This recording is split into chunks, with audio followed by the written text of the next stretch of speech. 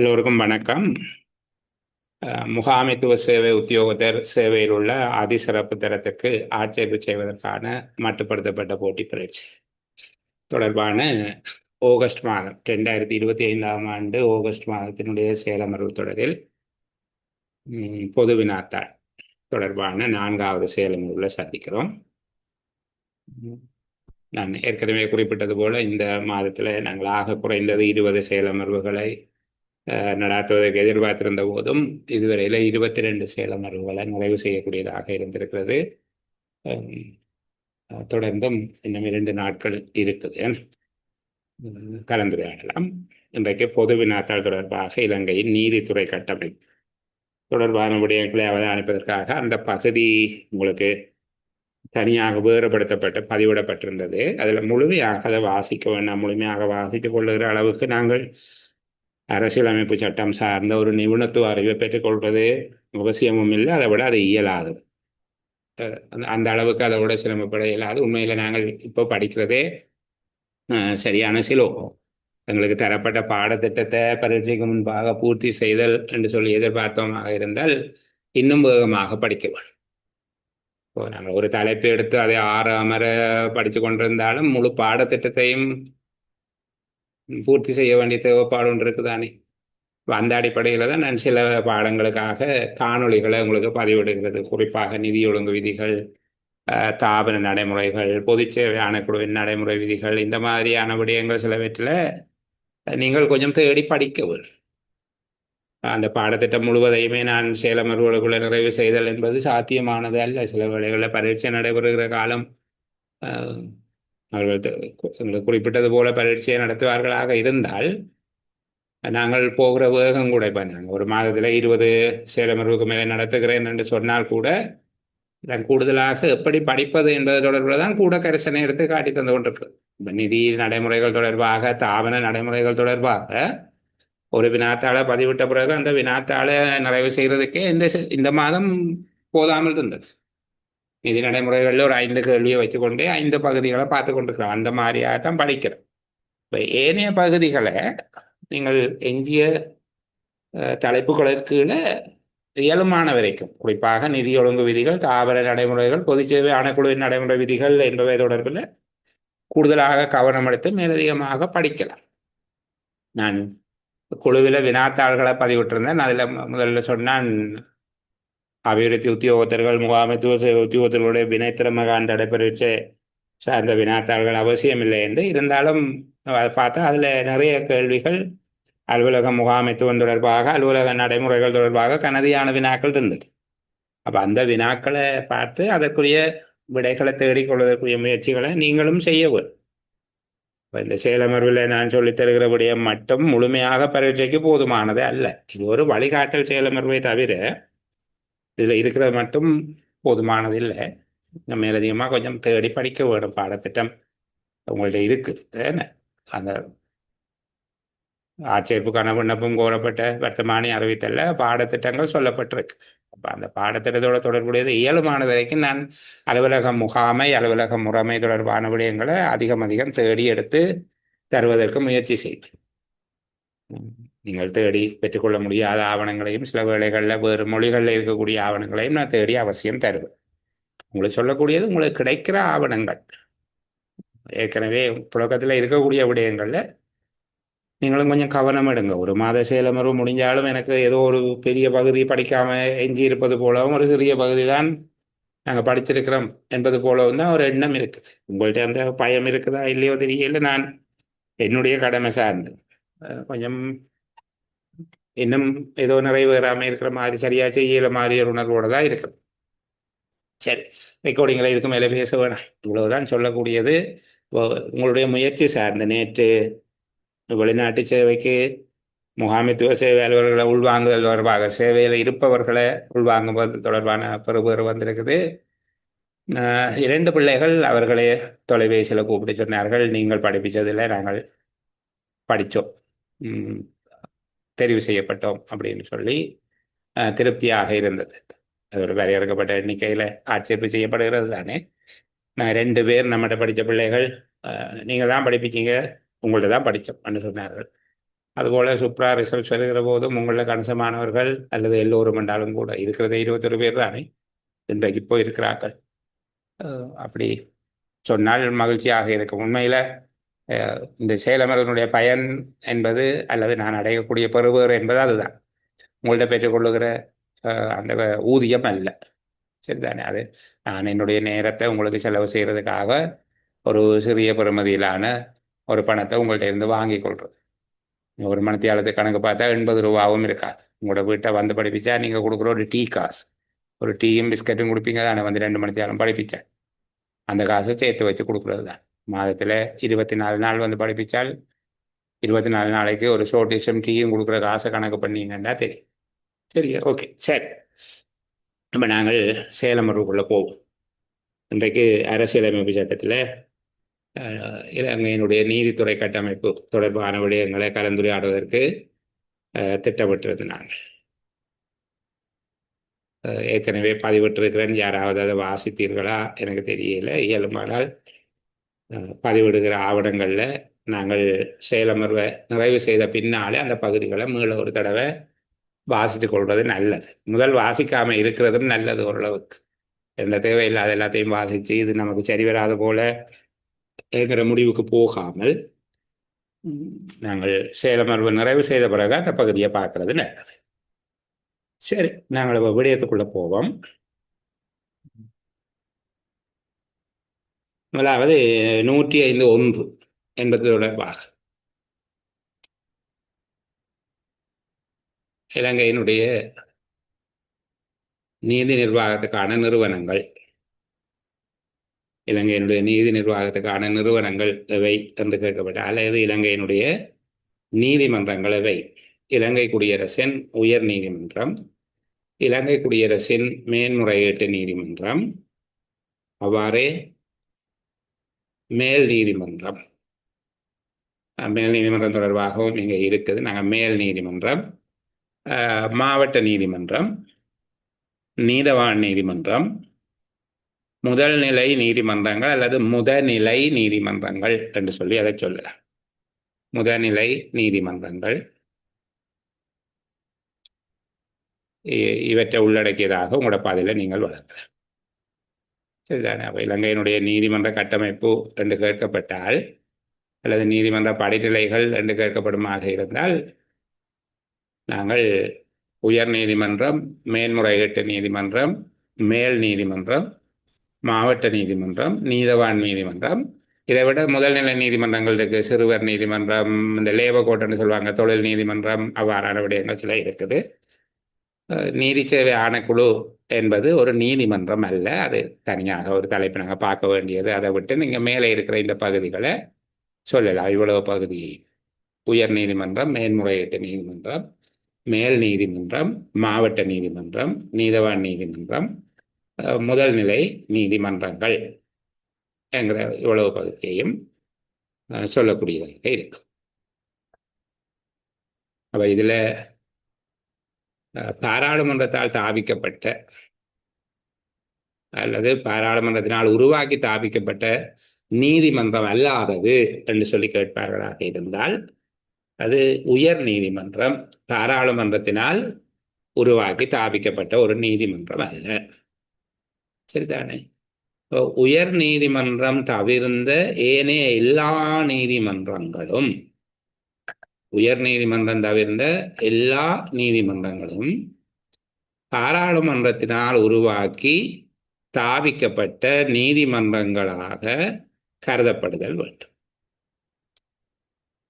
உயர் நீதிமன்றம் மட்டும் பாராளுமன்றத்தினால் உருவாக்கி தாவிக்கப்பட்ட நீதிமன்றம் என கருதப்படுவது இல்லை. அதை பார்த்தோம்னா சரி, சரியா? அதே போல மேல்நிலை பதிவேட்டு நீதிமன்றங்கள் என்று சொல்லி சொல்லப்படுகிறது. மேல்நிலை பதிவேட்டு நீதிமன்றங்கள்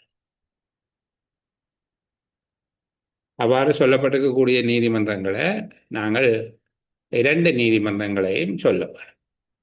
இலங்கை குடியரசின் உயர் நீதிமன்றம், இலங்கை குடியரசின் மேன்முறையீட்டு நீதிமன்றம் ஆகியன ஒவ்வொன்றும் மேல்நிலை பதிவேட்டு நீதிமன்றமாக இருக்கும்.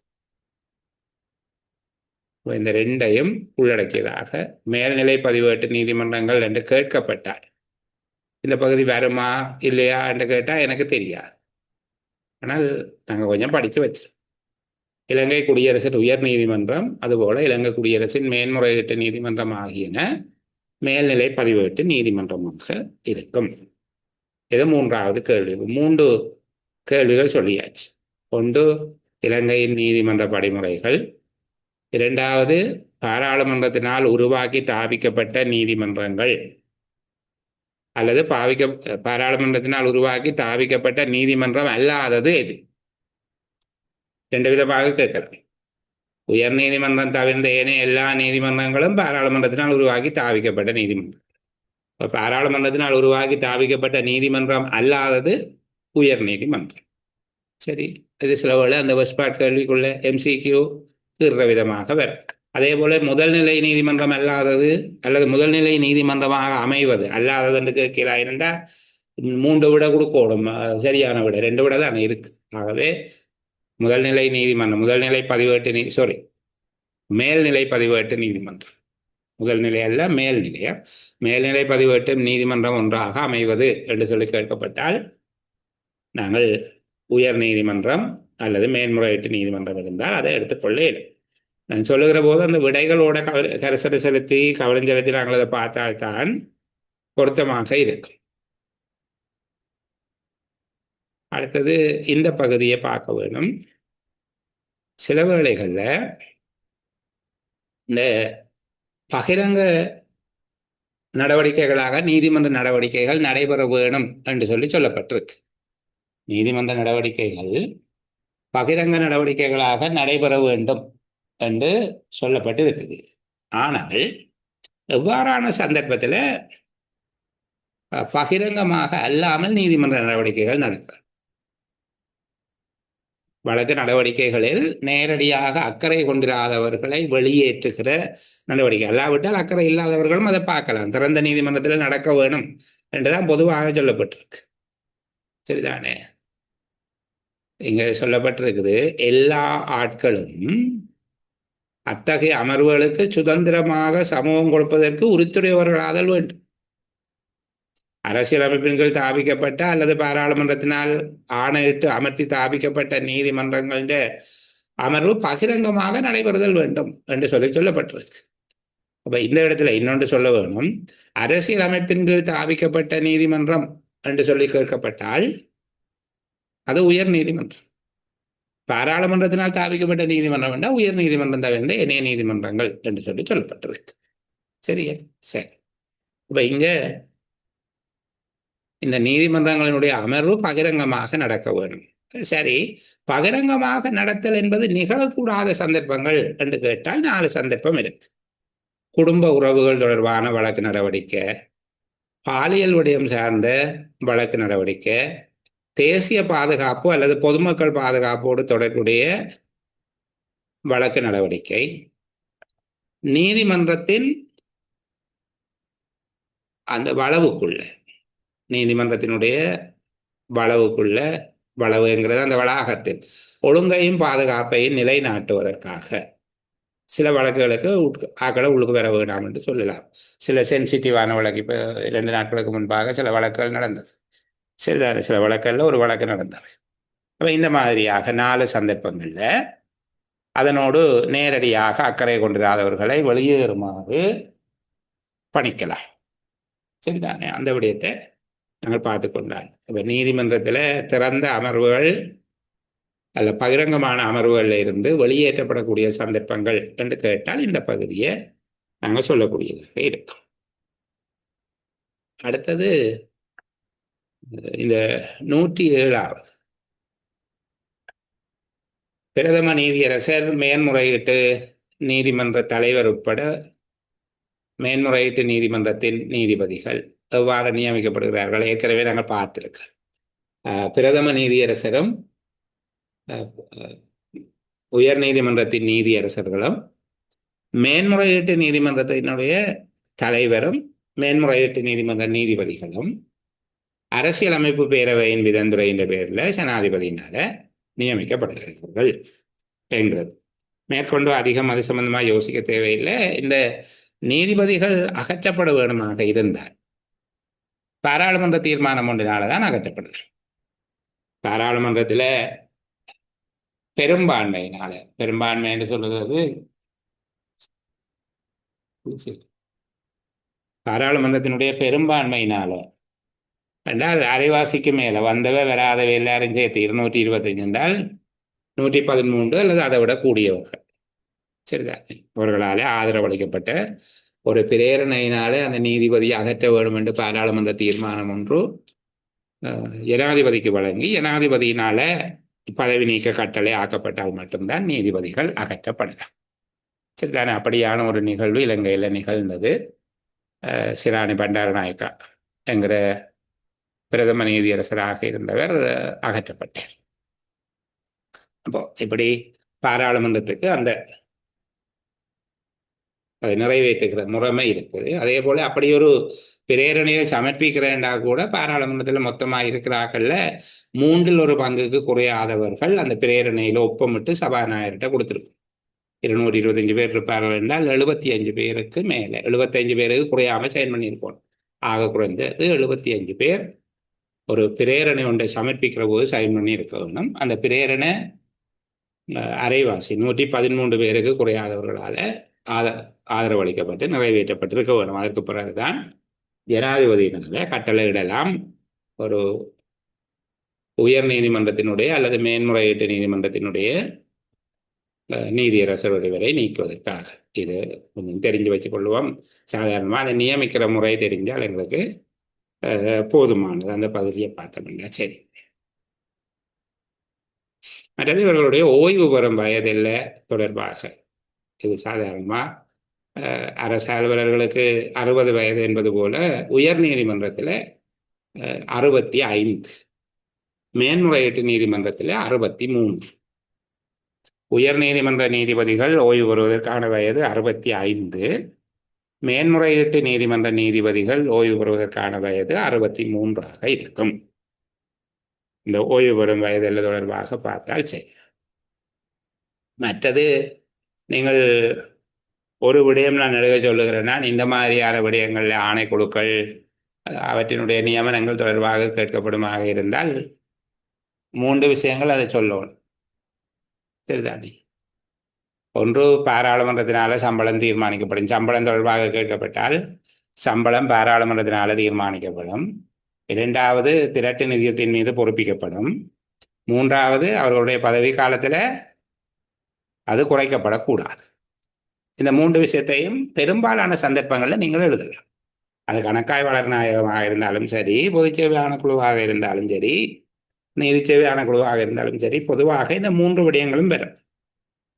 சம்பளம் பாராளுமன்றத்தினால் தீர்மானிக்கப்படும், அது பொது நிதியின் திரட்டு நிதியின் மீது பொறுப்பிக்கப்படும். 3வது, நியமன காலத்தில் அவருடைய பதவி காலத்தில் அது குறைக்கப்பட முடியும். இதை பொதுவாகவே எல்லாத்துக்குமே வச்சுக்கொள்வது நல்லது. பொதுவாக அது பொருந்தும். நான் அடிக்கடி சொல்லுகிறேன். நான் இந்த பழங்காலத்தில் எங்கள்கிட்ட சின்ன வயதில் பழங்காலம் வந்து நாங்கள் படித்த முன்னைய காலத்தில் வரலாற்றில் கேள்வி கேட்டால் இலங்கை மன்னன் ஒருவர் தொடர்பாக அவர் ஆற்றிய பணியை கேட்டால் அவர் குளங்கள் கட்டினார், விகாரைகளை கட்டினார், விகாரையை புனரமைத்தார், பர்மாவிலிருந்து பிக்குகளை வரவழைத்து உபசம்பத விழாவை நடத்தினார் என்று 4 போயின்னு சொல்லுதலாம். அது தவிர வேறு எதுவும் இருக்கும் அவருக்கு. சில விடயங்களுக்கு குளங்களுடைய பேர் விகாரைகளுடைய பேர் தெரியாவிட்டாலும் பரவாயில்லை, நீர்ப்பாசன குளங்களை அமைத்தார், நீர்ப்பாசன குளங்களை புனரமைத்தார்,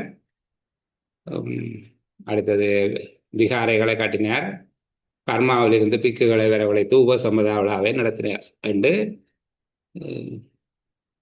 எழுதலாம். இந்த 4ம் பொதுவாக இருக்கும். அது மாதிரித்தான் இந்த 3 விஷயங்களும் இருக்கும்.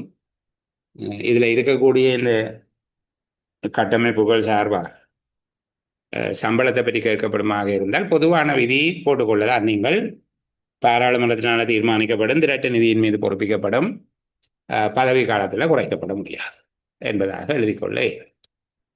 சரி, அடுத்தது மேல் நீதிமன்றம். இலங்கையினுடைய மேல் நீதிமன்றம் என்று சொல்லி சொல்லுவோம். இப்போ மேல் நீதிமன்றம்ன்றது ஹைகோர்ட் என்ன, சரியா? அப்போ இந்த ஹைகோர்ட் சம்பந்தமாக நாங்கள் ஒரு விடயம் அவர்களை நியமிக்கப்படுகிறது. ஹைகோர்ட்டில் இருக்கிற நீதிபதிகள், மேல் நீதிமன்ற நீதிபதிகள் நியமிக்கப்படுதல் என்பது தொடர்பாக ஜனாதிபதியினால நியமிக்கப்படுவார்கள் நீதி சேவை ஆணைக்குழுவின் விதப்புரையின் மீது.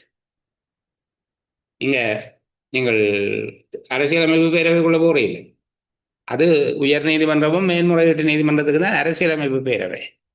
இங்க நீதி சேவை ஆணைக்குழு, நீதி சேவை ஆணைக்குழு என்று சொல்லி ஒன்று இருக்கு. எங்களுக்கு தெரியும், அது உயர் நீதிமன்ற நீதியரசரும் பிரதம நீதியரசரும், அது தவிர 2 சிரேஷ்ட நீதியரசர்களும் இருப்பார். நாங்கள் அது சம்பந்தமாக பார்ப்போம். அந்த சிரேஷ்ட நீதியரசர்கள் சில வேளையில் நீதவான் நீதிமன்றத்தினுடைய நீதிபதிகளாக அல்லது மாவட்ட நீதிமன்றத்தினுடைய நீதிபதிகளாக கடமையாற்றாதவர்களாக இருந்தால், அவ்வாறு கடமையாற்றிய அனுபவம் இல்லாதவர்களாக இருந்தால் அவர்களுக்கு அடுத்த சிரேஷ்ட நிலையில் இருக்கிறார்களை நியமிக்கலாம் என்று சொல்லி இருக்கு. அவர்களுக்கு அந்த அனுபவம் இருக்கவு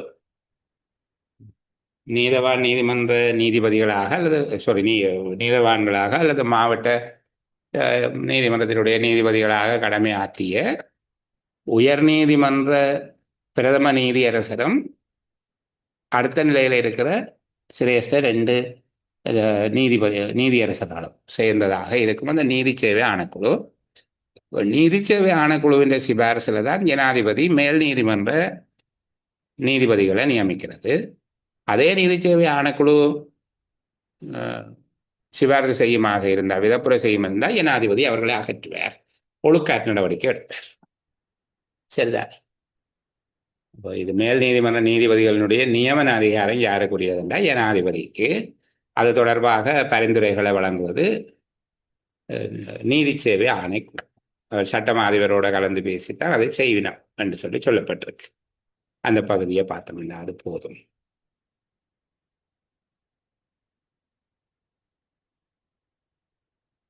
இதில் இந்த மேல் நீதிமன்ற நீதிபதிகள் என்று சொல்லாமல் மேல் நீதிமன்ற ஆணையாளர்கள் என்று சொல்லுகிறது. சில வேளைகளில் அப்படி ஒன்று நடக்கிறது. மேல் நீதிமன்ற ஆணையாளர் என்ற வார்த்தையை பயன்படுத்துவார்கள். யாழ்ப்பாணம் மேல் நீதிமன்ற ஆணையாளர், ஏன்னா ஒருக்கா நீதிபதி இருக்கிறாங்க, ஒருக்கா ஆணையாளர் என்று சொல்றாங்க என்று கேட்கிற போது உண்மையில இது மேல் நீதிமன்றத்துக்கு மேலதிகமாக ஆக்கள் தேவைப்படுகிறோம் என்று சொன்னால் தற்காலிகமாக நியமிக்கப்படுகிற நீதிபதிகள். ஏதேனும் ஒரு மேல் நீதிமன்றத்தின் நியாயாதிக்கத்தையும் தத்துவங்களையும் பிரயோகிக்கிற நீதிபதிகளின் எண்ணிக்கை தற்காலிகமாக அதிகரிக்க வேண்டும் என்று நீதி அமைச்சர் ஜனாதிபதிக்கு எடுத்து சொல்லுகிற போது அது மேல் நீதிமன்ற ஆணையாளர்கள், சரிதானே, அந்த மேல் நீதிமன்றத்தின் நியாயாதிக்கங்கள் தத்துவங்களை பிரயோகிப்பதற்காக அவர்கள் நியமிக்கப்படுகிறார்கள். இதுவர்களின் மேல் நீதிமன்ற நீதிபதிகள் போலதான், ஆனால் இது தற்காலிகமான ஒரு நியமனமாக இருக்கும். மேல் நீதிமன்ற ஆணையாளர்கள் என்று சொல்லி அவர்களை சொல்றது, சரிதானே. மேல் நீதிமன்ற நீதிபதிக்கும் மேல் நீதிமன்ற ஆணையாளர்களுக்கும் என்ன வேறுபாடு என்கிறது எங்களுக்கு தெரியும். இதுல இந்த மேல் நீதிமன்றங்கள்ல சில வகைகள் இருக்குது, அந்த பகுதியை கொஞ்சம் பார்த்துக்கொள்வோம். இப்போ மேல் நீதிமன்றம்ன்றது உண்மையில இது 2 வகையிலையும் இருக்கும். முதல்நிலை நீதிமன்றமாகவும் செயற்படும், மேன்முறையீட்டு நீதிமன்றமாகவும் செயற்படும். இதுக்கு ஒரு மேன்முறையீட்டு அதிகாரமும் இருக்குது. சரி, அது மாவட்ட நீதிமன்றங்கள் நீதிவான் நீதிமன்றங்கள் தொடர்பான விடயங்கள்ல அது ஒரு மேல் நீதிமன்றம் மேன்முறையீட்டு நீதிமன்றமாகவும் இருக்கும். அதேவேளை குற்றப்பகர்வு செய்யக்கூடிய வழக்குகள் என்றால் இப்போ பெருங்குற்றங்கள், கொலை, அந்த மாதிரியான வழக்குகளில் ஆரம்ப விசாரணையை தான் நீதவான் நீதிமன்றம் நடத்தும். முறைமை சார்ந்த விசாரணையை மேல் நீதிமன்றம் தான் நடத்தும். நீதவான் நீதிமன்றம் ஒரு ஆரம்ப விசாரணை, நீங்கள் இந்த ஆரம்ப புலனாய்வு என்று படிக்கிறது மாதிரியாக ஒரு கொலை போன்ற இடங்கள்ல நீதவான் நீதிமன்றத்தில் முதல் வழக்கு விசாரணை நடக்கும். அது ஆரம்ப விசாரணை, அது ஒரு முறைமை சார்ந்த விசாரணை அல்ல. முறைமை சார்ந்த விசாரணை மேல் நீதிமன்றத்தில் தான் நடக்கும். பெருங்குற்றங்கள், அது குற்றப்பகர்வு செய்ய வேண்டிய குற்றங்கள் என்று சொல்லுவார்கள். அதை இன்னொரு விதமாக சொல்லுகிறது, சட்டமா அதிபர்னால சட்டமா அதிபர் அல்லது அரசாங்கம் வழக்காளியாக இருப்பார். அந்த மாதிரியான வழக்குகள் அது முதல்நிலை நீதிமன்றமாக இருக்கும். அதே போல அதுக்கு மேன்முறையீட்டு நீதிமன்ற நியாய ஆதிக்கமும் இருக்கு. அப்போ முதல் நிலை நீதிமன்ற நியாய ஆதிக்கத்தையும் மேன்முறையீட்டு நீதிமன்ற நியாய ஆதிக்கத்தையும் நடைமுறைப்படுத்துகிற ஒரே ஒரு நீதிமன்றமாக மேல் நீதிமன்றம் இருக்கும். அதே போல மேல் நீதிமன்றத்துக்கு குடியியல் நியாய ஆதிக்கமும் இருக்கு, குற்றவியல் நியாய ஆதிக்கமும் இருக்கு. சிவிலும் கிரிமினலும் அங்கே இருக்கு. சாதாரணமா மாவட்ட நீதிமன்றத்துக்கு குற்றவியல், நீதவான் மாவட்ட நீதிமன்றத்துக்கு குடியியல், நீதவான் நீதிமன்றத்துக்கு குற்றவியல். மாவட்ட நீதிமன்றம் சிவில் வழக்குகளையும் நீதவான் நீதிமன்றம் குற்றவியல் வழக்குகளையும் பார்க்கும். ஆனால் மேல் நீதிமன்றத்துக்கு ரெண்டும் இருக்கு, குடியியல் மற்றும் குற்றவியல் ஆகிய ரெண்டு நியாய ஆதிக்கமும் அவர்களுக்கு இருக்கு. இப்போ இந்த மேல் நீதிமன்றத்தில் இப்போ மாகாண மேல் நீதிமன்றம் என்று சொல்லியும் ஒன்று இருக்கு. சரிதானே? மாகாண மேல் நீதிமன்றம், மற்றது குடியியல் மேன்முறையீட்டு மேல் நீதிமன்றம். மாவட்ட நீதிமன்றங்களினுடைய குடியியல் வழக்குகள் தொடர்பான மேன்முறையீடுகளை செய்கிறதுக்காக குடியியல் மேல்முறையீட்டு நீதிமன்றங்கள், அது ஒரு மேல் நீதிமன்றம். மாவட்ட நீதிமன்றங்களுடைய தீர்ப்புகள் தொடர்பான மேன்முறையீடுகளை விசாரிக்கிறதுக்கு இருக்கு. அதே போல வணிக மேல் நீதிமன்றங்கள் இருக்குது. அந்த பகுதியை காட்டும் வணிக மேல் நீதிமன்றங்கள். வணிக மேல் நீதிமன்றம், மாகாண மேல் நீதிமன்றம், குடியியல் மேன்முறையீட்டு மேல் நீதிமன்றம், மறுபடியும் பொதுவாக மேல் நீதிமன்றம் என்று சொல்லி 4 வகையான மேல் நீதிமன்றங்கள் இருக்குது. ஹைகோர்ட் நாங்கள் சாதாரணமாக சொல்றது. சரியா? மேல் நீதிமன்றம், குடியியல் மேன்முறையீட்டு மேல் நீதிமன்றம், மேல் நீதிமன்றமும் மாகாண மேல் நீதிமன்றமும், வணிக மேல் நீதிமன்றம் என்கிற 4 வகையான மேல் நீதிமன்றங்கள் இருக்கிறது. அதை குறித்து வச்சுக்கொள்ளுங்க. சரி, அப்போ நாங்கள் மேல் நீதிமன்ற ஆணையாளர்கள் என்பவர்களுக்கும் மேல் நீதிமன்ற நீதிபதிகள் என்பவர்களுக்கும் இடையில் உள்ள வேறுபாடு என்னென்று பார்த்தோம். இது அந்த நியாயாதிக்க பரப்புக்குள்ள நீதி நிர்வாக வலயத்துக்குள்ள மேல் நீதிமன்றத்தினுடைய தத்துவங்களை பிரயோகிக்கிறதுக்கு நீதிபதிகளின் எண்ணிக்கை தற்காலிகமாக அதிகரிக்க வேண்டிய நேரத்தில் மேல் நீதிமன்ற ஆணையாளர்கள் நியமிக்கப்படுகிறார்கள்.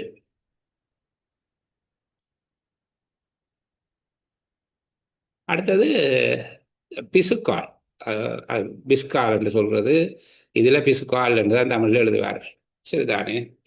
இது தொடர்பான சரியான விளக்கம் எங்களுக்கு ஒரு மட்டுப்பாடாக இருக்கிறது என்றால், நீதிமன்றத்தில் இருக்கக்கூடிய இந்த ஒரு சேவகரை நாங்கள் பிஸ்கால் என்று சொல்லி சொல்றது இருக்கு.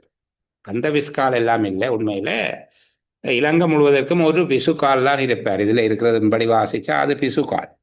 பிசுக்கால் ஒருவர் தான் இருப்பார். இந்த பிசுக்கால் என்பவர் யார் என்றால், நீதிமன்றத்தினூடாக பெறப்படுகிற எல்லா விதமான தண்டப்பணங்கள் உட்பட அரசுக்கு உரிய அத்தனை பெருகைகளையும் நிர்வகிப்பவராக இருப்பார்.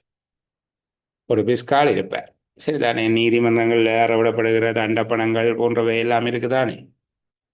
நீதிமன்ற செலவுக்கு பணம் செலுத்துதல், தண்டப்பணம் செலுத்துறது, அந்த மாதிரியாக செய்கிற அனைத்து ரெவன்யூ சம்பந்தப்பட்ட ஆளுநர் நினைச்சுக்கொள்ளுங்களேன். அப்படியே ஒருவர் இருப்பார். அவருக்கு இந்த டெபுட்டி பிஸ்காலும் இருப்பார். டெபுட்டி பிஸ்கால்ன்றது பிரதி பிசுக்கால். அவர்கள் முதல்நிலை நீதிமன்றங்கள் இருப்பார்கள். நீதவான் நீதிமன்றங்களில், மாவட்ட நீதிமன்றங்கள் எல்லாம் இருப்பார்கள். அவர்களை கண்காணிக்கிறதும் பிரயோகிக்கிறதும் அவருடைய பொறுப்பு. இந்த வார்த்தையை தெரிஞ்சு வச்சிருந்தா சரி. சில வேளை அதை இப்போ நீதிமன்றத்தில் இருந்து அந்த விடயங்களை கடிதங்களை கொண்டு வர அந்த தூதுவலாளரையும் அப்படி அழைக்கிறது இருக்குது. அப்படி அல்ல, அது சரியான முறையல்ல. இது ஒரு நாட்டினுடைய அதி உயர் ஒரே ஒரு பதவியா. சரிதானே? அடுத்தது இன்னொரு முக்கியமான விடயம், இந்த நீதித்துறையில தலையிடுகிறவர்களுக்கான தண்டனை தொடர்பாக நாங்கள் எல்லா இடத்துக்கும் அதை பார்த்து வச்சிருந்து, நாங்கள் ஆணைக்குழுவினுடைய பொதுச்சேவை ஆணைக்குழுவின் விடயத்தில் தலையிடுகிறவருக்கு என்ன தண்டனை என்றெல்லாம் பார்த்து வச்சிருக்கிறோம். ஆனால் இது கொஞ்சம் வித்தியாசமானது. நீதித்துறை விடயத்தில் தலையிடுகிறவருக்கு கொஞ்சம் வித்தியாசமானதாக இருக்கும். என்னென்றால், அவருக்கு அங்கால அந்த நாட்டில் குடியியல் உரிமை சார்ந்த சில மட்டுப்பாடுகளும் அவ்வாறு தலையிடுகிற ஒருவருக்கு ஒரு ஆண்டுக்கு நீடிக்கக்கூடிய காலப்பகுதிக்கான 2 வகையில் ஒரு வகை மறியல் தண்டனை, அல்லது குற்றப்பணத்தினால், அல்லது மறியல் தண்டனை மற்றும் குற்றப்பணம் ஆகிய 2 நிலைகளும். யூரர் சபை இல்லாத விளக்கம். யூரர் சபையை வச்சு விளங்க தேவையில்லை, நேரடியாகவே விளங்கலாம். அப்போ இங்க சொல்லப்பட்டிருக்குது, ஒரு ஆண்டுக்கு நீடிக்கக்கூடிய காலப்பகுதிக்கு இரு வகையில் ஒரு வகை மறியல் தண்டனை, அதாவது கடுங்காவல் தண்டனையா அல்லது சாதாரண சிறை தண்டனையா, அதோட குற்றப்பணம் அல்லது மறியல் தண்டனை குற்றப்பணம் ஆகிய 2 நாள் அவர்களுக்கு தண்டிக்கப்படலாம். அதை விட முக்கியம் என்ன என்றால், குற்ற தீர்ப்பளிக்கப்பட்ட தேதியிலிருந்து 7 ஆண்டுகளுக்கு மேற்படாத ஒரு காலப்பகுதிக்கு தேர்னராக இருக்கும் தகமையும். வாக்காளர் பேர் இருக்கிறார் 7 ஆண்டுகள் அல்லது ஆக கூடது 7 ஆண்டுகள் அவரை வாக்காளர் இருந்து பேர் நீக்கப்படும். தேர்னராக இருக்கிற தகமையால் இழப்பார். அதே போல அங்கே இருக்கக்கூடிய இந்த தேர்தலையும் ஒரு வாக்களிக்கிறார். சில வேளைகளில் தேர்னராக நீக்கிறதுக்கு நடவடிக்கை எடுக்கிற போது பழைய இப்போ 10ஆம் மாதம் அத்தாட்சிப்படுத்திய வாக்காளர் டாப் இருக்குது, அவருக்கு அதுக்கு பிறகு ஜனவரி மாதத்துல தான் தண்டனை விதிக்கப்பட்ட என்றால் பிப்ரவரியில தேர்தல் நடக்கிறது, போன வருஷத்து வாக்காளர் டாப்பில் நடக்கும். ஆனால் அவர் வாக்களிக்க முடியாது. அதனாலதான் தேர்னராக இருப்பதற்கு தகமை இல்லை என்றாலே மிச்சம் மந்திரம் தானே என்று நாங்கள் விளங்கிக் கொள்வோம். அப்படி இல்லை, சில வேளை தேர்னர் டாப்பில் அவர் பெயர் இருந்தாலும் அவர் வாக்களிக்கிறார். இது இதுக்கு விசேடமாக இருக்கிற நீதித்துறை சார்ந்து விசேடமாக இருக்கிற ஏற்பாடு. மற்ற இடங்கள்ல சிறை தண்டனையும் தண்டப்பணமும் அல்லது 2 இருக்கும். இந்த தேர்னராக இருத்தல், அதுபோல தேர்தலிலும் வாக்களிக்க முடியாமல் இருத்தல், பகிரங்க அலுவலராக வேலைக்கு அமர்த்தப்படுவதற்கு தகமை இழந்தவராக இருத்தல் எல்லாம் வருகிறது. ஏதேனும் பகிரங்க பதவி ஒரு பப்ளிக் சேவண்டா அவர் இருக்கிறார், சரியா, அதை இழக்க வேண்டியதாகவும் இருக்கும். இப்போ நீதித்துறைக்கு எதிராக தலைவர்களுடைய தீர்ப்பு தொடர்பாக இந்த விடயம் ஒரு சின்ன எதிர்பார்ப்பு தானே, இதுக்குள்ளேயும் சில வேலை கேள்வி வரலாமோ என்கிற அடிப்படையில் நாங்கள் கொஞ்சம் வேகமாகவே இந்த பகுதியை கதைச்சு கொண்டு போவோம். சரி,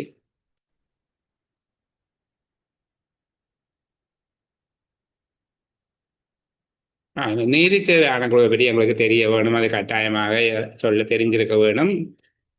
இதில் நீதி சேவை ஆணைக்குழு 3 பேரை கொண்டதாக இருக்கும். அரசியலமைப்பு பேரவையினுடைய அங்கீகாரத்துக்கு அமைவாக ஜனாதிபதியினால நியமிக்கப்படுகிற பிரதம நீதியரசர் உயர் நீதிமன்றத்தின் வேறு 2 அதிசிரேஷ்ட நீதிபதிகள் கொண்டதாக இருக்கும். அதுக்கப்புறம் மேலதிகமாக விளக்கம் சொன்னால், அந்த அதிசிரேஷ்ட நீதிபதிகள் 2 பேரும் முதல்நிலை நீதிமன்றத்தில் நீதிபதியாக அனுபவத்தை கொண்டிருக்காவிட்டால் அடுத்த அதிசிரேஷ்டதன் மேலே இருக்கிறார்களை போடுவீங்க. பொதுவாக இவ்வளவும் பார்த்தா சரி, இது 3 பேரை கொண்டதாக இருக்கும். உயர் நீதிமன்றத்தின் பிரதம நீதியரசரையும் அதிசிரேஷ்ட நிலையில் உள்ள 2 உயர் நீதிமன்ற நீதிபதிகளையும் கொண்டதாக இந்த குழு இருக்கும். இதுக்கு நாங்கள் மேல் நீதிமன்ற நீதிபதிகளை நியமிப்பது தொடர்பான அதிகாரங்கள் அவர்களுக்கு இருக்குது. அவர்களுடைய சிபாரிசின் பேரில் தான் ஜனாதிபதியினால அந்த நியமனங்கள் வழங்கப்படும். அவர்கள் சிபாரிசு செய்தால் அந்த நியமனங்கள்ல இருந்து நீக்கப்படுவார்கள் என்று சொல்லி பார்த்துட்டேன். அவைக்கு இருக்கிற தத்துவங்கள் 2ஐயும் நாங்கள் பார்த்துட்டு போகலாம். அதை விட இந்த மேல் நீதிமன்ற நீதிபதிகளை நியமிக்கிற அதிகாரம் அங்கு ஜனாதிபதி நியமிக்கிறார், இவர்களுடைய பரிந்துரையின் பேரில். இவை இடமாற்றம் செய்வதற்கு இவைக்கு அதிகாரம் இல்லை, இவர்களுக்கு இடமாற்றம் செய்வதற்கு அதிகாரம் இருக்கு. அதே போல நீதித்துறை அலுவலர்கள், இங்கு அட்டவணைப்படுத்தப்பட்ட எல்லா பகிரங்க அலுவலர்கள், அட்டவணைப்படுத்தப்பட்ட பகிரங்க அலுவலர்கள் என்றதுக்கு இங்க பொருள் கூடல் இருக்கு, அது நீதித்துறையில இருக்கிற அலுவலர்கள், மற்ற அலுவலர்கள் அல்ல. அவர்களை நியமனம், இடமாற்றம், ஒழுக்காற்று கட்டுப்பாடு, பதவி நீக்கம் செய்யக்கூடிய தத்துவம் இருக்கு. மேல் நீதிமன்ற நீதிபதிகளை இடமாற்றம் செய்கிற அதிகாரம் இவைக்கு இருக்கு. நியமனம் செய்கிறது, பதவி நீக்கம் செய்கிற அதிகாரம் ஜனாதிபதிக்கு இருக்கு. இவை சிபாரிசு தான் செய்யலாம். இடமாற்றம் செய்யும் அதிகாரம் நீதி சேவை ஆணைக்குழுவுக்கு இருக்குது. ஏனைய நீதித்துறை அலுவலர்களுடைய நியமனம், இடமாற்றம், ஒழுக்காற்று கட்டுப்பாடு, பதவி நீக்க அதிகாரங்கள் இவர்களுக்குரியதாக இருக்கு. முக்கியமான பகுதிகளை மட்டும் சொல்லுகிறேன் உங்களுக்கு. இதுல இந்த பகுதியில் அதிகம் சிரமப்பட வேண்டாம். சரி, இந்த 118வது உறுப்புரிமை, உயர் நீதிமன்றத்தின் நியாய ஆதிக்கம் கேட்பார்கள். அது எங்களுக்கு தெரிஞ்சிருக்கும். ஒவ்வொரு நீதிமன்றத்திலே நியாய ஆதிக்கமும் நீதிபதிகளினுடைய எண்ணிக்கையும் தெரிஞ்சால் காணும். அதுக்கு மேல அந்த நியாய ஆதிக்கங்கள் தொடர்பான ரொம்ப விளக்கத்துக்கு எல்லாம் போக தேவையில்லை. சரிதானே? உயர் நீதிமன்றத்தினுடைய நியாய ஆதிக்கம். நியாய ஆதிக்கம் என்றது அது எந்த பரப்புக்குள்ள செயற்படலாம். அதை விசாரித்து விளங்கி விசாரித்து தீர்ப்பளிக்கக்கூடிய இடங்கள் இது என்று சொல்லி கேட்கிறோம். இதுல இருக்கக்கூடிய இந்த 7 விடயங்கள் தொடர்பாகவும் எங்களுக்கு ஞாபகம் வச்சிருக்க வேணும். உயர் நீதிமன்றத்தினுடைய நியாய ஆதிக்கத்துக்கு உட்பட்டவை இந்த 7 விடயங்களும். அரசியலமைப்பு கருமங்கள் தொடர்பானது, அடிப்படை உரிமைகளை பாதுகாப்பது 126வது உறுப்புரையில நாங்கள் பார்ப்போம். என்ன இந்த அரசியலமைப்பினுடைய 3ஆம் 4ஆம் அத்தியாயத்தில் விவரிக்கப்பட்ட உரிமைகள், 3ஆம் அத்தியாயத்தில் விவரிக்கப்பட்டது அடிப்படை உரிமைகள், 4ஆம் அத்தியாயத்தில் விவரிக்கப்பட்டது மொழி உரிமை. ஏற்கனவே நாங்கள் அதை பற்றி கதைச்சிருக்கிறோம். சரிதானே? நிர்வாக மொழி, நீதிமன்ற மொழி, கல்வி மொழி என்று சொல்லி எல்லாம் பார்த்துருக்கிறோம். அப்போ அது மொழி உரிமை.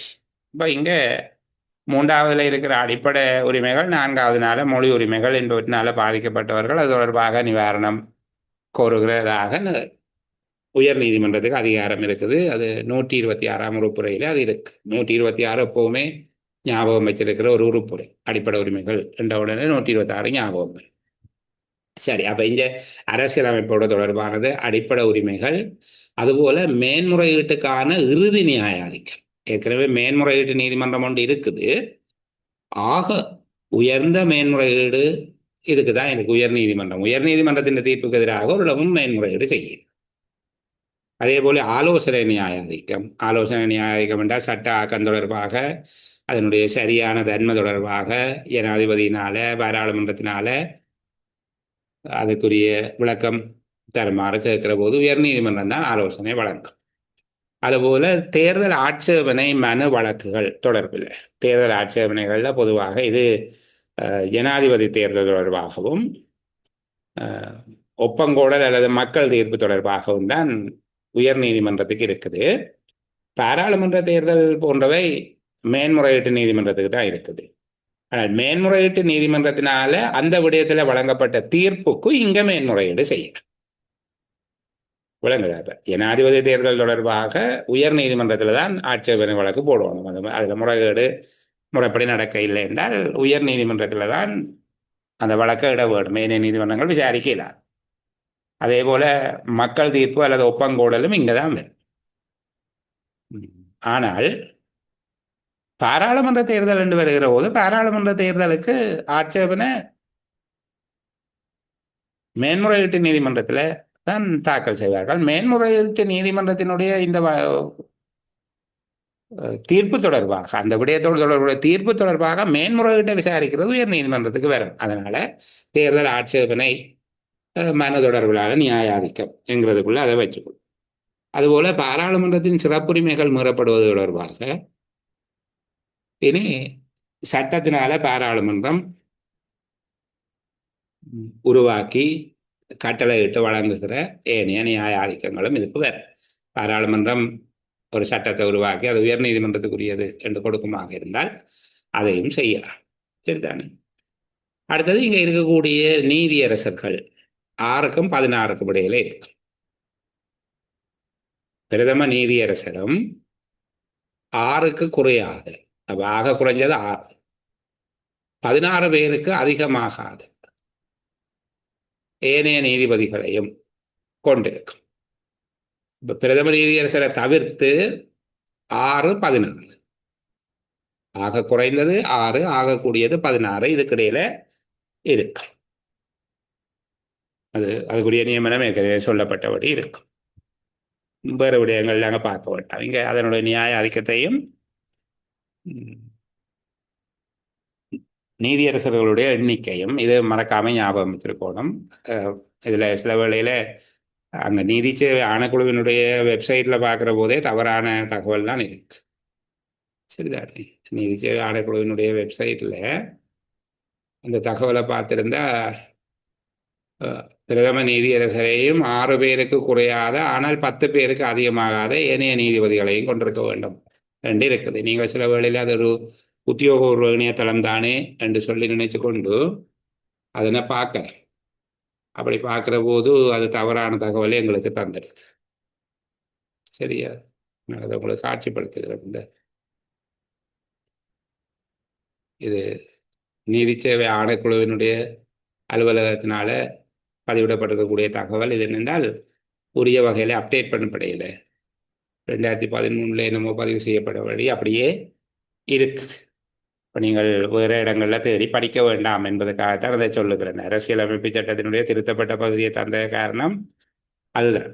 இதில் அந்த தவறான ஒரு தகவல் இருக்கு. தவறான முன்னர் இருந்த சீர் செய்யப்படாத ஒரு தகவல் இருக்கு. இந்த 16 பேருக்கு என்பது 20வது திருத்தத்தினால கொண்டு வரப்பட்டது. இப்போ 20வது திருத்தம் வந்த பிறகு அவர்கள் அங்கே திருத்தல. அதான் இது 16 என்றதுக்கு சதுர அடைப்பு குறிப்பிட்டிருக்குது. முதல் 10 என்று இருந்தது, இப்போது 20வது திருத்தத்தினால அதை 16 என்று சொல்லி மாற்றி விட்டார்கள். அப்போ 6ம் 16 ஞாபகம் வச்சு கொடுங்க. அது சொன்னால் சரி. அடுத்தது நான் ஏற்கனவே சொன்னது போல முக்கியமாக இதில் பார்க்க வேண்டியது 126வது உறுப்புரை. அது கொஞ்சம் சரியாக தெரிஞ்சிருந்தால் எங்களுக்கு நல்லது. 3ஆம் 4ஆம் அத்தியாயத்தால் இந்த பகுதி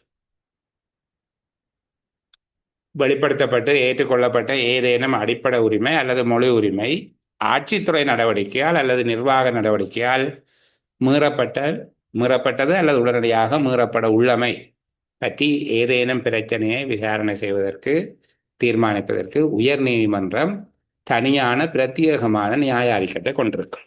இந்த நியாயாதிக்கம் வேறு ஆட்களுக்கு இல்லை. சரியா? இந்த மொழி உரிமை தொடர்பாக இந்த லாங்குவேஜ் கமிஷனும் ஒன்று இருக்குது. அது அந்த விடயங்கள் தொடர்பாக விசாரித்து அதுக்கான சிபாரிசுகளை வழங்குவதாக இருக்கு.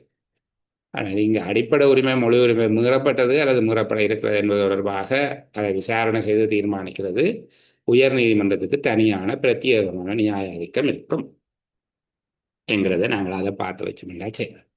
இந்த பகுதி இதில் முக்கியமானது. இது தவிர 130வது உறுப்புரை அதை பார்ப்போம். உயர் நீதிமன்றத்துக்கு இருக்கக்கூடிய தேர்தல் ஆட்சேபனை மனுக்கள் தொடர்பாக ஜனாதிபதி தேர்தல் அல்லது மக்கள் தீர்ப்பொன்றில் செல்லுபடியாகும் தன்மை பற்றிய ஏதேனும் சட்ட நடவடிக்கை அது உயர் நீதிமன்றத்துக்கு குறித்தாக்கப்பட்டிருக்கிறது. ஏனைய தேர்தல் ஆட்சேபனை மனு வழக்கில் மேன்முறையீட்டு நீதிமன்றத்தின் கட்டளை அல்லது தீர்ப்புக்கு எதிரான ஏதேனும் மேன்முறையீட்டையும் இது விசாரிக்க இந்த விடயத்தை நாங்கள் பார்த்துக்கொள்ளலாம். உயர் நீதிமன்றத்தினால் விசாரிக்கப்படுகிற தேர்தல் தொடர்பான விடயங்கள் எவை என்று சொல்லி பார்த்தீங்க என்றால் அதை சொல்லுங்கள். அடுத்தது இதோட நாங்கள் இந்த பாராளுமன்ற சிறப்புரிமை அதை எல்லாத்தையும் விடலாம். அடுத்த முக்கியமாக அடுத்த நீதிமன்றமாக பார்க்கிறது மேல்முறையீட்டு நீதிமன்றம். மேல்முறையீட்டு நீதிமன்றம் அதுக்கு ஒரு தலைவர் இருப்பார். அதை தவிர 6 பேர், அங்க 16 இருந்தது, இங்க 19. 6 பேருக்கு குறையாத ஆனால் 19 பேருக்கு அதிகமாகாத வேறு நீதிபதிகளை கொண்டிருக்க வேண்டும். இல்ல ஒரு விடயம் நான் உங்களுக்கு சொல்லுகிறேன் மேலதிகமாக விளக்கத்துக்கு. இது ஒரு நீதிமன்றமாக தொழிற்படும் என்பது சரி. ஆனால் நியாயாதிக்கத்தை பிரயோகிக்கிற போது அது பல்வேறு குழுக்களாக இருந்து அதை பிரயோகிக்கலாம். சரிதானே? இப்போ மேன்முறையீட்டு நீதிமன்றத்தில் தலைவரையும் 6ல இருந்து 19 பேர் இருக்கணும் என்றால் 18 பேர் என்று வச்சுக்கொள்வோமே, சும்மா ஒரு கதைக்கு 18 பேர் இருக்கணும் என்றால் அவர்கள் 6 செஷன் சேம் டைமில் நடத்தலாம். 3 பேர் கொண்ட, சிலதுக்கு 2 பேர் இருந்தாலே சரி என்று சொல்வதற்கு, சிலதுக்கு 3 பேர் இருக்கணும். சில விடயங்களுக்கு சொல்லப்பட்டிருக்கு தலைவர் உட்பட 5 பேர் இருக்க வேண்டும் என்று சொல்லி. அதுபோல உயர் நீதிமன்றத்திலையும் பிரதம நீதியரசர் உட்பட 5 பேர் இருக்க வேண்டிய வழக்குகள் இருக்கு. உதாரணத்துக்கு தேர்தல் வழக்குகள் என்றால் அப்படித்தான் இருக்கணும். பிரதம நீதியரசர் உட்பட அவரோட சேர்த்து 5 பேர் ஆவது குறைந்தது இருக்க வேணும் என்று இருக்கு. ஆனா 5 பேரும் இருக்கிற போது மிச்சம் 11 பேர் இருக்கணும் தானே. அவர்கள் இன்னொரு அமர்வு இன்னொரு இடத்துல நடத்தலாம். அப்போ ஒரு இடத்துல தான் நடக்கும் என்று சொல்லி.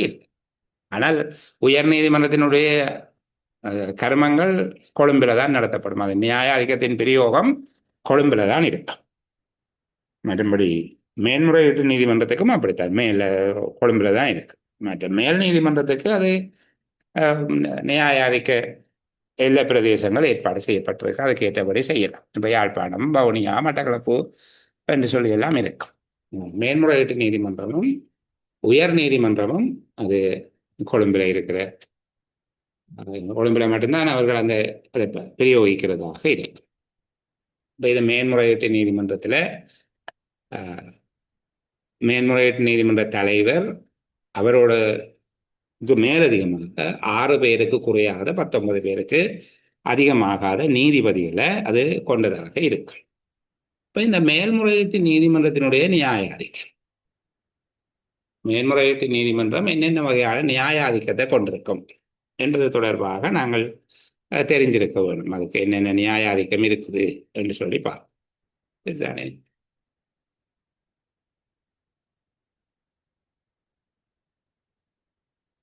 இதுல இந்த பகுதி உங்களுக்கு தெரியுது என்று நினைக்கிறேன். ஸ்கிரீன்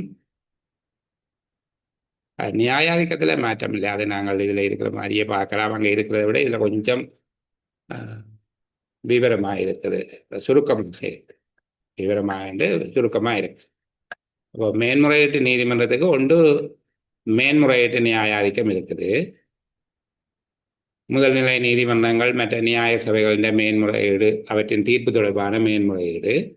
அடுத்தது தொல்நிலை மீட்பு நியாயாதிக்கம், அதாவது சம்பவங்கள் தொடர்பில் சட்டம் பற்றிய பிழைகளை திருத்தி அமைக்கிற நியாயாதிக்கம். இந்த நியாயாதிக்கத்தை நாங்கள் இந்த பெயர்கள் கொஞ்சம் சிரமமாக இருக்கும். சட்டம் படிக்கிறார்கள், எல்எல்பி அட்டோர்னி லோ இருந்தீங்கன்னா உங்களுக்கு அது பிரச்சனை இருக்காது. நான் நம்ம போலி ஆக்களை வச்சு கொண்டு சொல்லுகிறேன். அப்போ மேன்முறையீட்டு நியாயாதிக்கம், தொன்னிலை மீட்பு நியாயாதிக்கம், அதே போல முதல்நிலை நீதிமன்றங்களின் நடவடிக்கைகளை புலனாய்வு செய்வதற்கான நியாயாதிக்கம், நீதிமன்றங்களை அவமதித்தல் தொடர்பான தண்டனைகளை விதிப்பதற்கான நியாயாதிக்கம், நீதிமன்ற அவமதிப்பு தொடர்பான தண்டனைகளை விதிப்பதற்கான நியாயாதிக்கம். அடுத்தது எழுத்தாணைகள், இந்த ரிட் கட்டளைகள் என்று சொல்லி இங்கே போட்டிருக்கார்கள். அதுக்கு நல்ல சொல்லியிருக்குது, எழுத்தாணைகள். சரிதானே? ஆட்கொணர்வு எழுத்தாணை, ஆட்கொணர்வு எழுத்தாணை தவிர்ந்த ஏனைய எழுத்தாணைகளை வழங்கும் அதிகாரம். இப்போ மேன்முறையீட்டு நீதிமன்றத்தினுடைய தத்துவங்கள் என்பது 5 தத்துவங்கள் இருக்கு. அதுக்கு மேன்முறையீட்டு நியாயாதிக்கம் இருக்குது, தொன்னிலை மீட்பு நியாயாதிக்கம், முதல்நிலை நீதிமன்றங்களின் நடவடிக்கைகளை புலனாய்வு செய்வதற்கான நியாயாதிக்கம், நீதிமன்ற அவமதிப்பு தொடர்பிலான தண்டனை விதிப்பதற்கான அதிகாரம், அடுத்தது எழுத்தாணைகளை பிறப்பிப்பதற்கான தத்துவம் என்பது இருக்கு. அவர்கள் என்ன விதமான எழுத்தாணைகளை பிறப்பிக்கலாம் என்று சொல்லி நாங்கள் தொடர்ந்து வருகிற இடத்துல பார்ப்போம்.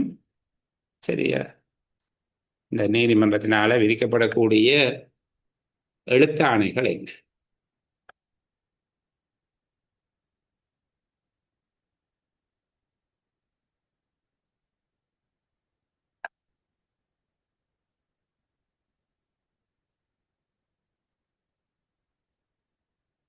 இல்லை பாருங்க, உறுதிகள் எழுத்தாணை, தடையீட்டு எழுத்தாணை, மேற்செல் எனும் எழுத்தாணை, ஆணையீட்டு எழுத்தாணை, யாதுரிமை எழுத்தாணை என்கிற வகையிலான எழுத்தாணைகள், 5 வகையான எழுத்தாணைகள் சொல்லப்பட்டிருக்குது. இதுக்கு வேறு விதமான பெயர்கள் அதில் இருக்குது. அதை விளங்கிக் கொள்வது ஆகச்சிரமமாக இருக்கும். சரிதானே? இந்த சர்ரியோயோராரி புரோசின்டோ என்றெல்லாம் இருக்கு, அந்த பகுதியை விட்டுடுங்க. நீங்கள் இதிலேயே பார்த்துக்கொள்ளும். உறுதிகள் எழுத்தான, தடையீட்டு எழுத்தான, மேய்ச்சல் எனும் எழுத்தாணை, ஆணையீட்டு எழுத்தாணை, யாதுரிமை எழுத்தாணை. இந்த எழுத்தாணைகள் என்னங்கிறது உண்மையிலே எனக்கு தெரியாது, அப்படியே வச்சுக்கொள்வோம். அதுக்கு விளக்கம் சொல்லுறதுக்கு இல்லை. இப்போ ஒரு விடயத்தை நிச்சயமாக அவர் நிறைவேற்றுவார் என்பதற்கு உத்தரவாதம் வழங்க வேண்டும் என்கிற எழுத்தான, இப்போ இருக்கிறதுக்கு மேலே அடுத்த நடவடிக்கை செய்ய சொல்லி கொடுக்கிற ஓர்டர், செய்ய வேண்டாம் என்று சொல்லுகிறது, அந்த அளவில் நிறுத்தி வைக்க சொல்லி. சரிதானே? அல்லது இந்த விடயத்துக்குரிய உரிமை இவருக்குரியது தான் என்பதை கொடுக்கிறது. இந்த மாதிரியாக இதை நாங்கள் ரிட் என்று பொதுவாக சொல்லுகிற எழுத்தான இந்த எழுத்தாணைகள் இருக்குது. அதை விட ஆட்கொணர்வு எழுத்தாணை வழங்குதல் என்பது இருக்குது. ஒருவர் எங்கேயாவது சட்டப்படி நடவடிக்கை எடுக்கிறதுக்கு தடுத்து வைக்கப்பட்டிருக்கிற ஒருவரை நீதிமன்றத்தில் முன்னிலையாக்கும்படி அவர்கள் வழங்குகிற எழுத்தாணை. உயர் நீதிமன்றம் மேன்முறையீட்டு நீதிமன்றத்துக்கு இருக்கிற நியாய ஆதிக்கம் என்று கேட்கப்பட்டால் இவ்வளவு விடயத்தையும் பார்த்தீங்கன்னா சரி. நாங்கள் அடுத்த சில நீதிமன்றங்களையும் இந்த நேரத்தை பயன்படுத்தி பார்க்கலாம். மற்ற நீதிமன்றங்கள் தொடர்பாக நாங்கள் ஏற்கனவே சொன்னது போல இலங்கையினுடைய நீதிமன்ற படிநிலை என்று சொல்லி வருகிற போது உயர் நீதிமன்றம், மேல்முறையீட்டு நீதிமன்றம், மாவட்ட நீதிமன்றம், நீதவான் நீதிமன்றம், முதல்நிலை நீதிமன்றங்கள் என்கிற அவ்வளவும் நாங்கள் நீதிமன்ற வகைக்குள்ள அதை பார்த்திருந்தோம். இவ்வளவு நீதிமன்றங்கள் இருக்கும். இது இந்த ஒழுங்கிலையும் தான் இருக்குது. இவற்றினுடைய அதிகார வரம்பு அல்லது அவற்றின் நியாயாதிக்க தன்மை என்கிற அடிப்படையில் அதி உயர் நியாயாதிக்கம் உயர் நீதிமன்றத்துக்கு இருக்கு. அடுத்தது மேன்முறையீட்டு நீதிமன்றம். அவற்றை நாங்கள் சொல்லுகிறது மேல்நிலை நீதிமன்றங்கள் என்று. இந்த மேல் நீதிமன்றம் என்கிறது மேல்நிலை நீதிமன்றமாகவும் வருகிறது, முதல்நிலை நீதிமன்றமாகவும் வருகிறது. அது நாங்கள் முதல்நிலை நீதிமன்றத்துக்குள்ள தான் வகைப்படுத்துகிறது. ஏன்னா அது ஒரு வழக்கை முதலாக விசாரிக்கிறது தான் முதல்நிலை நீதிமன்றம் என்று சொல்றது. இப்போ மேல் நீதிமன்றத்துக்கு அந்த நியாயாதிக்கமும் இருக்கு, மேன்முறையீட்டு நியாயாதிக்கமும் இருக்கு. முதல்நிலை நீதிமன்ற நியாயாதிக்கம் இருக்கு, அதே போல மேன்முறையீட்டு நீதிமன்ற நியாயாதிக்கமும் அதுக்கு இருக்கு. அதுபோல மாவட்ட நீதிமன்றம் என்றால் எங்களுக்கு தெரியும், அது குடியியல் தொடர்பான விடயங்களை விசாரிக்கிற நீதிமன்றம். குடியியல் என்று சொல்லுகிறது ஒருவருக்கு நிகழ்ந்த ஏதேனும் ஒரு நீதியின்மை தொடர்பாக அல்லது ஏதேனும் ஒரு பாதிப்பு தொடர்பாக நிவாரணம் கோருவது. அங்கே தண்டனை விதிப்பது அல்ல, அதற்கு பரிகாரம் கொடுக்கிறதாக இருக்கும்.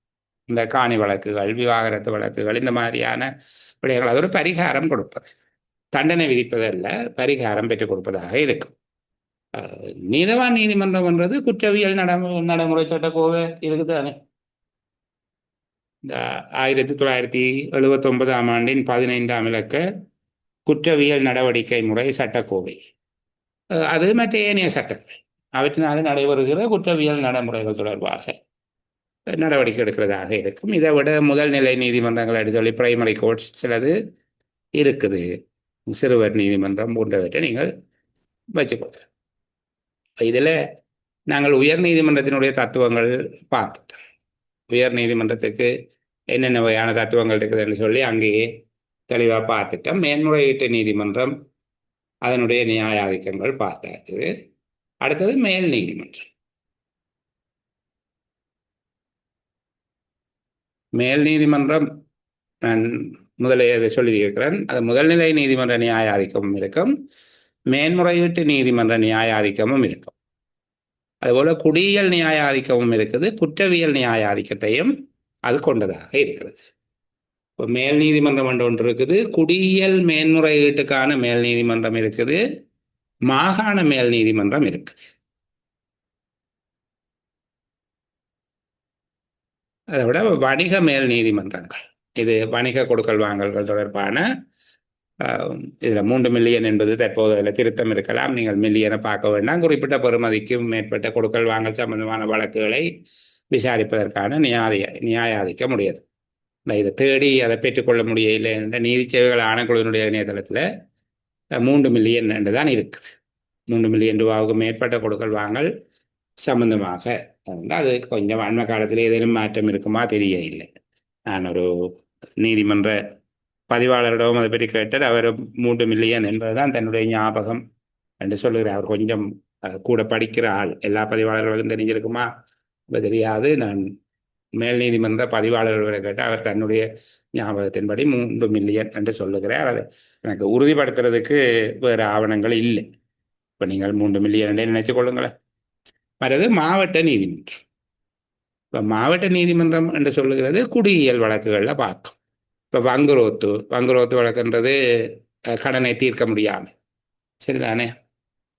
அதுபோல் மரண சாதன வழக்குகள், விவாக பிணக்குகள், விவாகரத்து, இது மாதிரியான.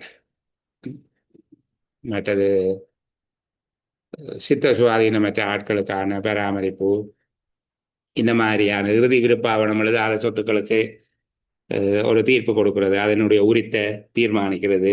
இது போன்ற இந்த காணி வழக்குகள், குடும்ப பிணக்குகள், என்ன விவாகம் தொடர்பான பிணக்குகள், இந்த வகையிலானவை எல்லாம் மாவட்ட நீதிமன்றத்துக்குள்ள வரும். நான் இது தொடர்பான ஒரு துண்டு பிரசுரம் மாதிரியாக அச்சிடப்பட்ட ஒரு கட்டில கொண்டு அல்லது ஒரு ஒரு ஆவணம் ஒன்று இருந்தது. நான் உங்களுக்கு கிடைக்க செய்வேன். அதை கொஞ்சம் தேடி எடுக்க வேணும். அவசியம் நான் உங்களுக்கு அதை கிடைக்க செய்வேன். இது தொடர்பில் நீங்கள் இன்னும் பார்த்துக்கொள்ளக்கூடியதாக இருக்கும். ஆனால் இவ்வளவு போதுமாக கூடுதலாக நாங்கள் எங்களை பரீட்சையில் இதை விட முக்கியமான பகுதிகள் இருக்கிறபடியால் இதில் அதிகம் கவனம் செலுத்த தேவையில்லை. இவ்வளவு இந்த பார்க்குற இவ்வளவையும் ஞாபகம் வச்சிருந்தா சரி. மற்றது நீதவான் நீதிமன்றங்கள். நீதவான் நீதிமன்றங்கள் என்று சொல்லுகிறது தண்டனை சட்ட கோவைக்கு கீழே அவர்களுக்கு அதிகாரம் அளிக்கப்பட்ட குற்றவியல் வழக்குகளை பார்க்கிறது. அதே போல பெருங்குற்றங்கள் தொடர்பாக குற்றப்பகர்வு தொடர்பாக ஆரம்ப கட்ட விசாரணைகளை நடத்துறது, திடீர் மரண விசாரணைகளை நடத்துறது, மற்றது சந்தேக நபர்களை கைது செய்வது தொடர்பான அழைப்பாணை பிடியாணை பிறப்பிக்கிறது, தேடுதல் எழுத்து ஆணை பிறப்பிக்கிறது. ஒரு இடத்துல சர்ச் வாரண்ட் என்று சொல்லுவோம், தேடுதல் எழுத்து ஆணை பிறப்பிக்கிறது. அடுத்தது இந்த பொது தொல்லைகள் தொடர்பான விடயங்களுக்கு தடை உத்தரவு கொடுக்கிறது. இப்போ ஊர்வலம் நடத்த போயினுமா இந்த மாதிரியான விடயங்களுக்கு தடை உத்தரவு வாங்கினா நீதவான் நீதிமன்றத்தில் தான் போய் வாங்கப்படும். சரிதானே? நீதவான் நீதிமன்றம் இந்த சுற்றுவட்டத்தில் ஆக்கள் பிரவேசிக்க கூடாது என்று சொல்லி எல்லாம் தடை கொடுக்கும். அதைத்தான் சொல்லுகிறது. பொது தொல்லைகளை தடுக்க சம்பந்தமான தடை செய்தல் நியாயாதிக்கம் இவையெல்லாம் நீதவான் நீதிமன்றங்களுக்கு இருக்கு. நீதி சேவை ஆணைக்குழு தொடர்பாக நாங்கள் சொல்லிட்டோம். பிரதம நீதியரசரோடு சேர்த்து இன்னும் 2 சிரேஷ்ட தரத்திலான நீதியரசர்கள் கொண்டதாக இருப்பார்கள் என்று சொல்லி. இப்போ இவ்வளவுதான். இது ஒரு கொஞ்சம் கனதியான பகுதி என்கிறதால நான் இன்னொரு பகுதியை இன்றைக்கு தெரிவு செய்ய இல்லை. இன்றைய சேலமரோ கொஞ்சம் குறைந்த நேரத்திலேயே நிறைவு செய்யலாம் என்று சொல்லி ஏறத்தாழ 1 மணித்தியாலத்தோடையே இந்த பகுதியை இன்றைக்கு நிறைவு செய்து கொள்ளுகிறோம். சரிதானே? அடுத்த சேலமருவில் கொஞ்சம் எளிமையான பகுதிகள், சில அரசியலமைப்புக்கு வெளியில் இருக்கக்கூடியவை தொடர்பாக நாங்கள் தேடி பார்க்கலாம்.